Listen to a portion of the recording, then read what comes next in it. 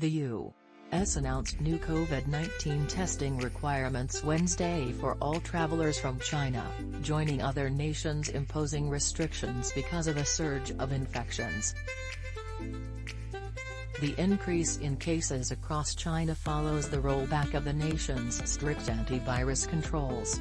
China's zero-COVID policies had kept China's infection rate low but fueled public frustration and crushed economic growth. Beginning January 5, all travelers to the EU from China will be required to take a COVID-19 test no more than 2 days before travel and provide a negative test before boarding their flight. The testing applies to anyone aged 2 and older. Other countries have taken similar steps in an effort to keep infections from spreading beyond China's borders.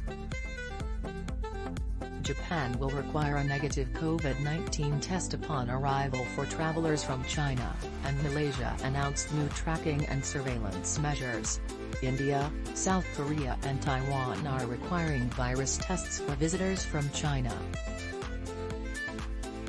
Lunar New Year, which begins January 22, is usually China's busiest travel season, and China announced Tuesday it will resume issuing passports for tourism for the first time since the start of the pandemic in 2020.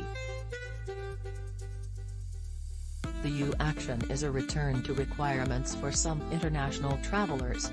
The Biden administration lifted the last of such mandates in June. At that time, the CDC continued to recommend that people boarding flights to the EU get tested close to departure time and not travel if they are sick. Early in the pandemic, the EU barred entry to foreigners traveling from China, weeks after the virus first emerged there 3 years ago.